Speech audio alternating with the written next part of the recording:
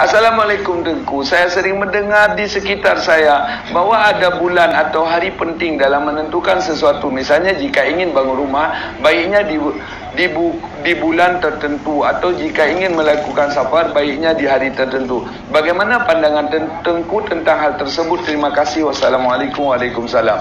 Menurut saya itu ada. Hari mulia ada. Tapi bukan menurut saya, menurut tuntunan yang ada. Tapi tidak ada di dalam Islam hari celaka. Dilarang kita safir di hari Jumat dikarenakan takut kehilangan Jumat. Tidak ada dalam Islam hari baik, hari jahat, tak ada. Tapi ada yang lebih dimuliakan. Maka nggak ada persepsi demikian dalam Islam. Bermecih petunting rumah, urang minggu, urang Senin, urang Amin. Hanya mecih, rangkajan je. Makanya filosofi itu bukan Islami. Kita takut nikah karena nama dia agak kontra dengan nama kita. Ji Tengku Praja Miong, Lun Praja Ticim, pasti Ticim Pajuli Miong. Nah kan begitu. Pening kita kalau begitu. Allah, jangan demikian.